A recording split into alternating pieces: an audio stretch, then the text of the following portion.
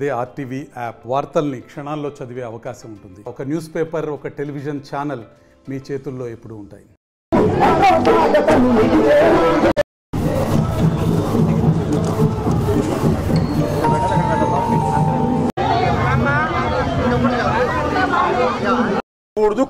ఇబ్బంది పడమాకండి, వాళ్ళతో మాట్లాడుతుండండి. ఏదైనా సమస్య ఉంటే వాళ్ళు వదలమాకండి. మన పార్టీ నాయకులు ఉన్నారు, సర్పంచ్ ఉన్నారు, రోజు అడుగుతా ఉండండి.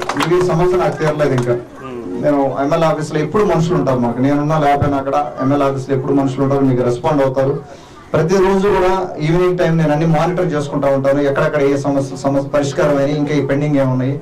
అలాగే రెవెన్యూ సమస్యలు మీరు చెప్పినట్టుగా మీకు పేదవాళ్ళకి పొలం ఇవ్వడం కానీ ఇవి కూడా రెవెన్యూ సమస్యలు కూడా నా దగ్గర ఇప్పుడు 700 పైగా రెవెన్యూ సమస్యలు తీసుకొచ్చున్నారు. అవన్నీ పరిష్కారం చేసుకోవాలి. టైం పడుతుంది. వాటికి కొద్దిగా ఓపిక పడితే మీరు స్లోగా మనం అది కూడా ఓపెనిటీ గారు చెప్పినట్టుగా ఎక్కడెక్కడ ఉంది, ఎక్కడ అవకాశం ఉంది మనం చూసుకొని చేద్దాం. లేదు సార్, గవర్నమెంట్ పొలాలు లక్షలు కమ్ముకుంటారు సార్. ఎవరు? మన ఊర్లో వాళ్ళే సార్, మా ఊర్లో వాళ్ళే. అమ్మాయి మొక్కలు కూడా వేస్తారు. ఒకటి సోదరా, నాకు ఉదయగిరి నియోజకవర్గంలో ఏ ఒక్క మనిషితో కూడా ఏ ఒక్క అధికారితో కూడా నాకు అప్లికేషన్ లేదు. అన్యాయం జరుగుతుంది అంటే ప్రశ్నిస్తా. ఎవరైనా కానీ నాకు ఎవరితో అప్లికేషన్ లేదు, నాకు ఎవరితో ప్రమాదం లేదు. అన్యాయం జరుగుతుంది, మీకు సంబంధించింది ఒక సెంటు అవతల తీసుకుంటున్నారంటే మన క్వశ్చన్ చేద్దాం, లోపల తీసుకుందాం. ఒక్క సెంటు కూడా పోనీ నేను చెప్పు.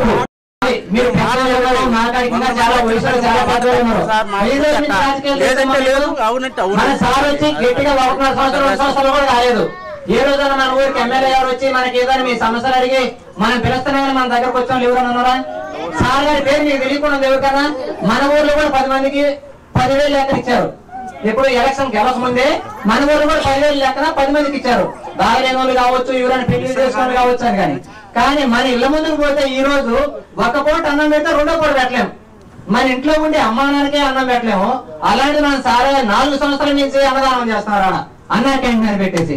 కానీ ఎంత గొప్ప ఈరోజు అండి, ఎవరైనా మనం ఒక్కరోజు మన ఇంట్లో వాళ్ళు పెట్టలేకపోతే సార్ మనకి ఎంత ఇది చేస్తానంటే చూడండి, ఒక్కసారి ఆలోచించండి.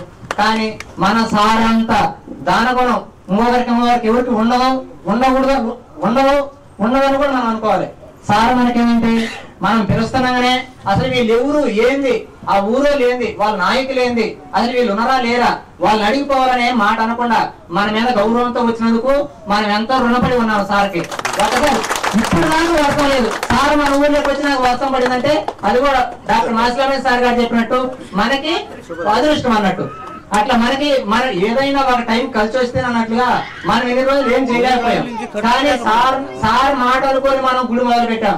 మాకు సార్ ఉన్నారు, మాకు దైవ సమానము, ఆయన పేరు తలుచుకుంటే మాకేది కాదులేదని మనం మొదలు పెట్టాం. సార్ ఈ రోజుకి ఖచ్చితంగా నెలైంది సార్. కరెక్ట్ 26 భూమి పూజ చేసి సార్ ఆ రోజు మీరు అందుబాటులో లేరు, మేము ఆ రోజు వెళ్తాం అనుకున్నాం, ఆ రోజు అందుబాటులో లేరు. నెలకి ఖచ్చితంగా ఇవ్వగలిగారు సార్ మీ సహకారం. అలాగే సార్ గారు కూడా మనం చెబుతున్నాగానే మీకు రెఫర్ చేశారు, మీరు అనుకోకుండా. కానీ బోధన మనకి సకాలంలో స్పందించి మన ఇదిని మన పనిని కొంచెం ముందుకు పోయినందుకు సార్ మీరు వాళ్ళ తరఫున ఒక్కసారి ధన్యవాదాలు సార్. ఒక్కసారి అలాగే మన సార్ మాట్లాడుతూ ఉండండి. వేదిక మీద ఉన్న ఉదయగిరి నియోజకవర్గ ఆప్తులు మన డాక్టర్ గారు మాసిలామణి గారు, వారికి నా ధన్యవాదాలు తెలుపుకుంటున్నాను. వారు ఎప్పుడూ అండగా ఉంటారు అందరికీ. అలాగే మన ఓపిరెడ్డి గారికి, సీనియర్ నాయకులు, వారికి కూడా నా ధన్యవాదాలు. వేదిక మీద ఉన్న సర్పంచ్ గారికి, వార్డు సభ్యులకి, గ్రామ కమిటీ అధ్యక్షులు, తెలుగుదేశం పార్టీ నాయకులు, కార్యకర్తలు, మన వేదిక దిగి ఉన్న సోదరులకి, బీసీ సోదరులందరికీ కూడా నా ధన్యవాదాలు తెలుపుకుంటా ఉన్నాను. ముఖ్యంగా నాకు ఎలక్షన్లో గెలవడానికి ఎంతో ఉపయోగపడిన కాలనీ ఇది. ఎంతో కొంత మీ సహాయం మీరు చేశారు. అందరికీ కూడా మరొకసారి నా ధన్యవాదాలు తెలుసుకుంటా ఉన్నాను. ఒకటి, బాబు గారు ముఖ్యమంత్రి అయ్యాక 6 నెలలు అయింది దాదాపుగా. ఈ 6 నెలల్లో దేవుడి దయ వల్ల దాదాపుగా మనకు 150 చెరువులు ఉన్నాయి ఉదయ నియోజకవర్గంలో. 150 చెరువుల్లో కూడా నీళ్లు ఉన్నాయి. ఇప్పుడు నాకు తెలిసి గత 20 సంవత్సరాల్లో కూడా ఇప్పుడు 150 చెరువుల్లో నీళ్ళు ఎప్పుడు లేవు. సో దేవుడి దయ వల్ల మన గవర్నమెంట్ రాగానే వర్షాలు పడ్డాయి, బాగా వర్షాలు పడ్డాయి. ఆ నీళ్ళన్నీ మనకు ఎంతో ఉపయోగపడతాయి. ఇక్కడ నీటి సమస్య ఉంది, నీటి సమస్య విపరీతంగా ఉంది కాబట్టి అవి ఎంతో ఉపయోగపడతాయి. దానికి మనం నిజంగా సంతోషపడాలి వర్షాలు పోయినందుకు. అలాగే ఊరు గురించి మాట్లాడుకుంటే ఎక్కువ టైం తీసుకోండి. నేను ఊరు గురించి మాట్లాడుకుంటే ఇక్కడ గుడి గురించి పిలిచారు. ఈరోజు గుడి స్లాబ్ దాకా వచ్చింది. ఓపిరెడ్డి గారు మానిటర్ చేస్తున్నారు దాన్ని. అన్నతో నేను వర్క్ చేసి దానికి ఫర్దర్గా ఏమి హెల్ప్ కావాలన్నా కూడా ఏం చేసేదానికి నేను ముందుకు వస్తాను. అన్నతో మానిటర్ చేస్తున్నారు. ఒకటి తర్వాత మిగతా కూడా సీసీ రోడ్డు కొంత మీకు ఇచ్చున్నారు. మిగతా ఫేజ్ లో కూడా సీసీ రోడ్డు పనిచేసి మీరు 42 సంవత్సరాల్లో సీసీ రోడ్లు అన్ని కంప్లీట్ అయిపోతాయి. ఎక్కడ కూడా పెండింగ్ ఉండదు. ప్రతి పంచాయతీలో కూడా అదే పరిస్థితి. అలాగే మీకు ఏ సమస్య ఉన్నా కూడా ఆలోచనలు కూడా అదే చెప్తా ఉన్నాను. మీరు ఏ సమస్యతో కూడా సఫర్ అవ్వాల్సిన అవసరం లేదు తల్లి. ఎవరైనా కూడా సోదరులు కానీ సోదరులు కానీ ఇది ఎవరిది కాదు అనే ఉద్దేశం కాకుండా ప్రతి ఒక్కటి ముందు మనం లిస్ట్ చేసుకోవాలి.